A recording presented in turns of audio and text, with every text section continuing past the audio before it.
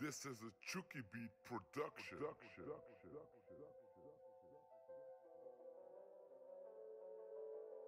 I used to get really mad when I lost, and no one likes dealing with losses, and I would want to take any feedback. But through the season, I see other wrestlers do that from other teams, and it doesn't look good on you. It makes your team look bad, it makes your coaches look bad, and it makes you look bad. So this season a lot, I'm trying to improve on that and try to be better at that. And I like to say I improved. Wrestling is the hardest sport in high school when you play. It is. You're gonna be tested physically and mentally the entire time. And one way I prepare is Coach Moravec comes in and talks to the team for a while before practices, and he teaches mental mindset stuff and how to keep it positive, because a lot of people don't know Coach Moravec, but he's a CIA agent and everything, and he's crazy smart about what he does, and he's super good at it. And I first met Moravec through football season, and I used to have migraines, terrible migraines before and after games. So he helped me with meditation and stuff to get rid of that stuff. And now I don't have that problem anymore. So I trust him, I trust what he says, and that's how I really prepare. Prepare for matches and get mentally ready. Losses, those are hard to deal with. You always think you can go out there and beat someone, and if you don't, this isn't the sport for you, because you have to be positive at all times. And when you come off the mat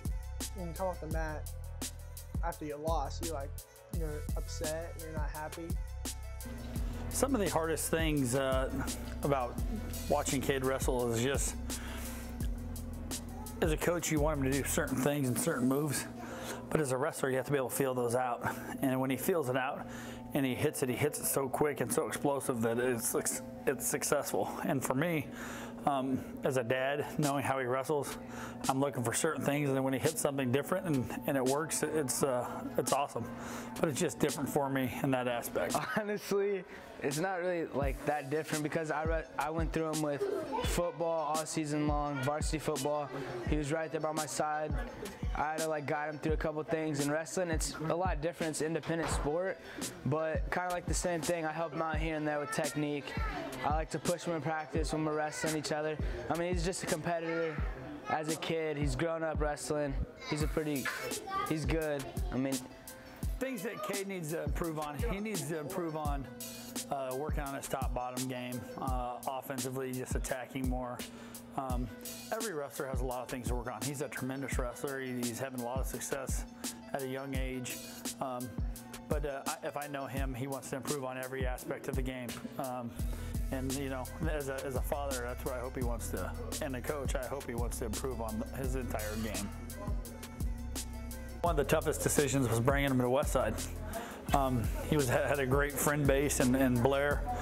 He was a tremendous student, and bringing him to Westside just had the question of how will he do academically, which he's doing really, really well, and then then just how he'd make the change. That was a very tough decision. And then as a coaching staff, we had to make a tough decision of cutting weight down. He started the wrestling season at 240. He played football at 240. I'm a football coach and a wrestling coach. I love football. I know Cade wants to get bigger for football, but through wrestling and the natural progression, he dropped down to about 228 just from working so hard. And the coaching staff, Coach Weber and Coach Jernigan, were looking, and he was one of the lightest heavyweights in the state. We thought he was having a lot of success at heavyweight, but we thought he'd even be better at 220. And so we made the tough decision to cut the 8 pounds off him and get him down to 220, and now he's wrestling lights out and looks real good. But those are tough decisions, because we know what his dreams are to carry on a football career.